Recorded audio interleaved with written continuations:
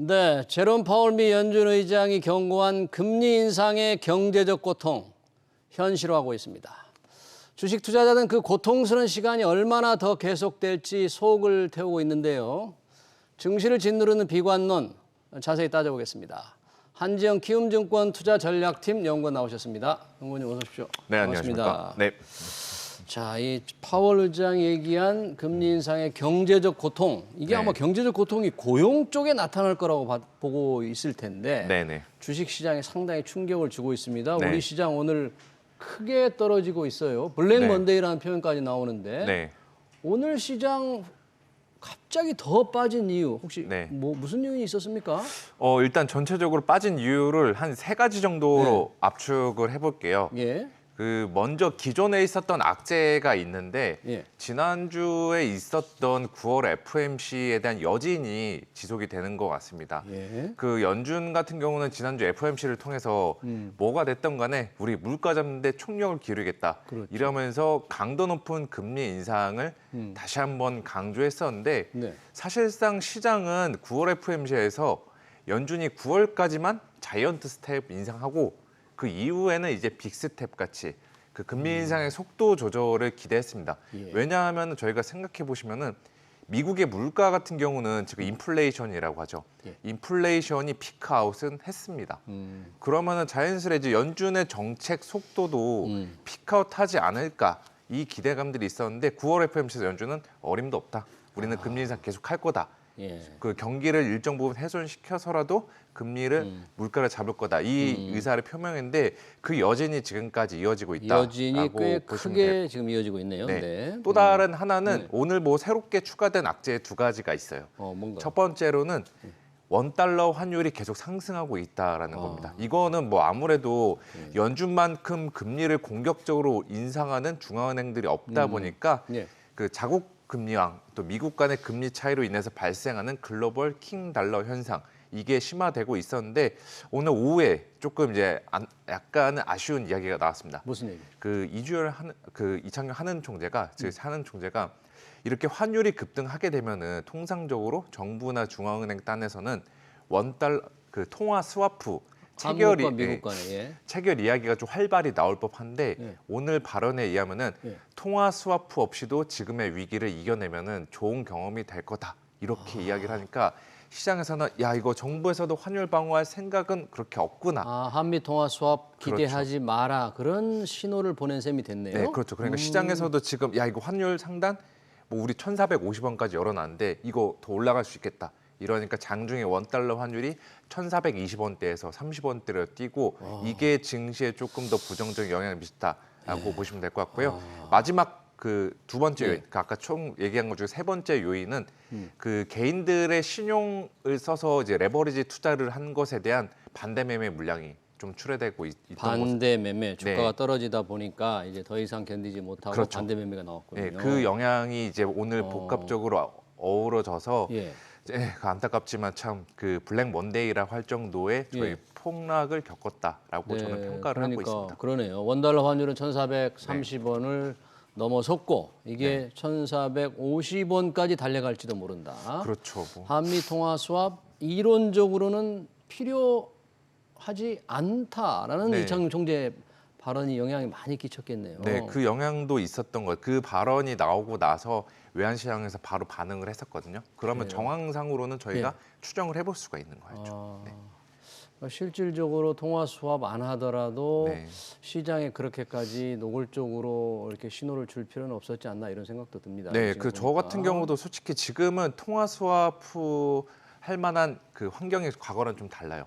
왜냐하면은 그 저희가 생각해 보시면은 그 우리나라 증시가 폭락한 다음에 저점을 잡고서 바닥 분위기 반전 트리거 포인트라고 하죠. 트리거 포인트가 있었던 시기가 2008년도 금융위기 때랑 그 코로나 팬데믹 때를 반추해 보면은 그 우리나라랑 미국이랑 통화사프 협정을 체결했을 때 그 증시의 반전 신호가 나타났었죠. 그럼 이번에도 과연 통화사프 체결하면은 반전 신호가 나타날 수 있지 않을까 이 기대감을 가져보는 것도 얼마든지 가능한데 지금은 과거랑 다른 게 2008년도나 2020년도에는 유동성 위기가 되게 심했어요. 달러가 메마르고 신용시장도 완전히 다 타이트해지면서 전반적으로 신용이 붕괴되면서 유동성 위기가 발생했는데 지금은 그런 상태가 아니니까 예. 정부 입장에서도 그리고 중앙은행 특히나 연준 입장에서도 야 우리가 그 통화 스와프를 과연 하면은 실효성이 있을까?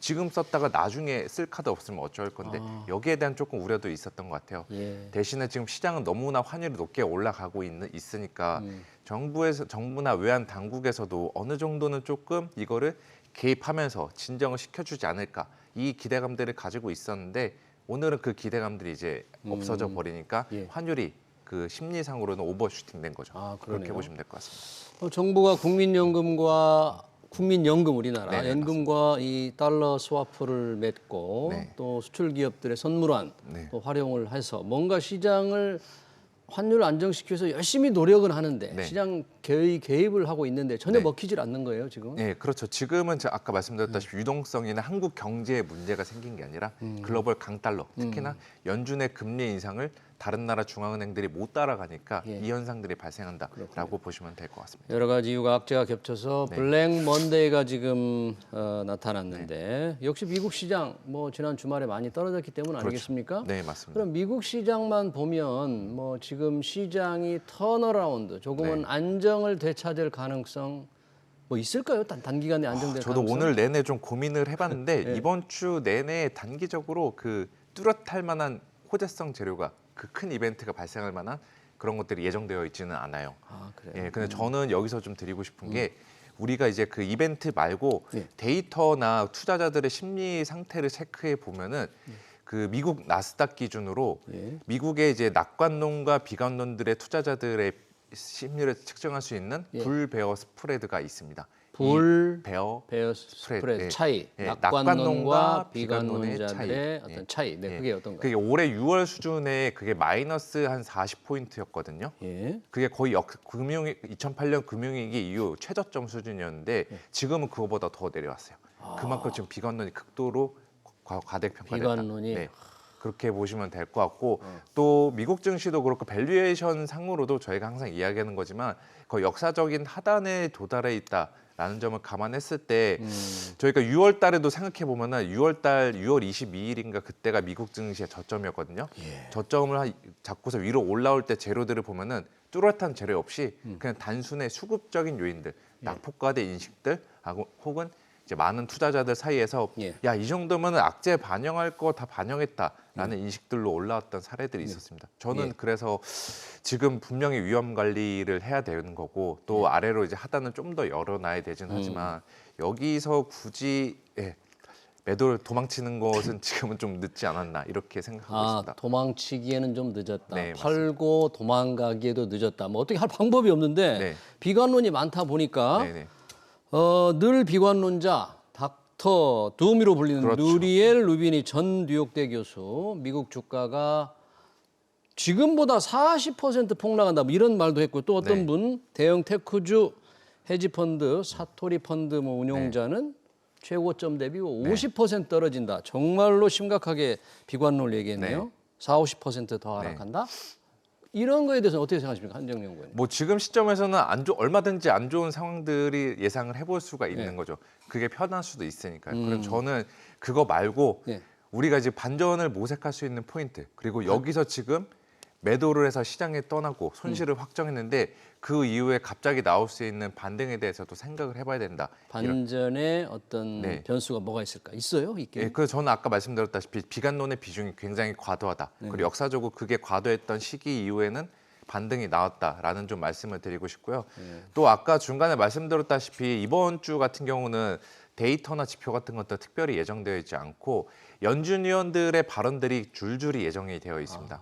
그리고 저희가 그동안 고생했던 것도 9월 FOMC 이후에 네. 나타났던 연준의 고강도 긴축에 대한 우려인데 지금 연준 내부에서 보면은 이렇게 긴축 세게 하는 거에 대해서 이견 차이가 좀 많이 벌어진다고 하더라고요. 아, 그래요? 그만큼 그들도 이렇게 자이언트 스텝을 3번 연속 인상 혹은 지금 11월까지 4번 인상한다는 거에 대해서 나름의 부담을 많이 느끼고 있는 만큼 이번에 발언들을 통해서 조금이라도 시장을 어느 정도 진정시켜줄 수 있는 단서나 혹은 발언들이 나오면은 증시 입장에서도 야 우리가 너무 과도하게 반응을 했다 이러한 좀 공감대들이 형성이 되면서 반등을 한번 해볼 수 있지 않을까 이렇게 생각을 하고 있습니다. 연준 의원들의 발언을 통해서 혹시 네. 시장이 조금 안정될 가능성이 네. 어떤 조금이라도 단서가 있는지 한번 찾아봐야 될 것 같고요. 네. 이렇게 시장이 안 좋다는 것은 또 금리를 계속 올리기 때문일 그렇죠. 텐데 그 이유는 이제 기업들의 실적이 안 좋아질 거라는 그런 전망 때문이잖아요.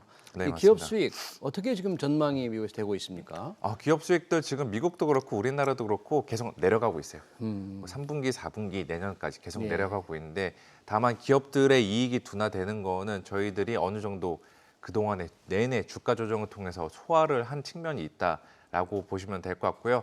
저는 이 지점에서 말씀을 드리고 싶은 게 예. 기업들의 실적 전망을 저희가 3분기 실적 전망 혹은 3분기에서 4분기까지 실적 전망 그리고 내년까지 실적 전망 이렇게 다 나눠서 추정을 할 수가 있거든요. 예. 지금은 근데 그 상황이 상황인 만큼 바로 이제 다가오는 3분기 실적 시즌에서 10월 달부터 시작되는 발표되는, 3분기 네. 실적 시즌에서 좀 저희가 이익의 가시성이죠. 그러니까 이익이 눈에 띄게 지금 당장 좋아질 수 있는 업종들 여기에 한번 주목을 해보시면은 이 어려운 그 매크로 환경 속에서도 하나의 돌파구를 저희가 찾아볼 수 있지 않을까라고 보고 있고 대표적인 업종으로는 뭐 체감을 하실 수도 있겠지만 본격적인 리오프닝 확산 여기에서 이제 발생할 수 있는 그 레저나 혹은 엔터 엔터. 아니면은 카지노와 같은 리오프닝 관련주들은 3분기 그리고 4분기까지 실적들 한번 기대하셔도 좋지 않을까라고 그래요. 보고 있고요. 마스크도 지금 벗고 네. 그러니까 레저, 엔터테인먼트, 카지노 네, 이런 그렇죠. 부분들은 수익이 좀 그래도 괜찮게 예상이 됩니까? 예, 그 어느 정도 괜찮게 되고요. 오늘이랑 아마 내일도 조금 이제 증시가 취약할 텐데 이렇게 취약한 상황을 이용해서 한번 매수 접근을 해보시면은 이미 그 주식을 들고 있던 분들은 평균 단가 관리를 할 수 있고 네. 이제 새로 주식을 들어오신 분들은 오히려 하방 리스크가 좀 제한된 상태에서 주식을 보유할 수 있다. 이 말씀을 좀 드리겠습니다. 그래요? 금리가 계속 오르니까 네. 비록 이 리오프닝주를 하더라도 네. 상당히 하방 압력을 많이 받지 않을까 하는 걱정이 되는데 그래도 이런 것들은 괜찮을 것 네, 보시는군요. 그 실적의 가시성 확보를 했다라는 측면에서는 지금은 리오프닝 쪽이 괜찮지 않을까 이렇게 네. 생각하고 있습니다. 우리 서학개미들이 많이 산 테슬라 얘기 잠깐 좀 듣고 싶은데요. 테슬라 네. 그 왜 영화 빅쇼트로도 상당히 히트를 쳤는데 그 주인공 투자자죠. 마이클 버리. 네. 테슬라 계속 뭐 공개적으로 주가가 더 추락한다 네. 저격을 하고 있다는데 네. 그렇습니까? 상황이 어떻습니까? 테슬라 지금 주가는 계속 하방을 맞고 있고요. 이렇게 테슬라가 그 주가 하락 압력을 맞고 있는 배경은 뭐 실적에 대해서는 아직까지는 많이 망가졌다라고 저희가 표현하기는 어려운데 실적은 나름 잘 버티고 있는데 지금 테슬라 같은 경우는 그냥 미국의 성장주의 대명사 그리고 성장주들은 금리 상승에 피해주라는 인식들이 강하다 보니까 상대적으로 지금 테슬라나 혹은 애플, 아마존 이렇게 저희가 많은 분들이 들고 계시고 또 좋아하고 계셨던 미국의 빅테크주들 중심으로 지금 주가 하방 압력을 금리 상승의 피해를 고스란히 받고 있다 이렇게 말씀을 드리겠습니다. 그러니까 마이클 버리의 테슬라 저격 뭐 할만하다. 네, 그렇게 네.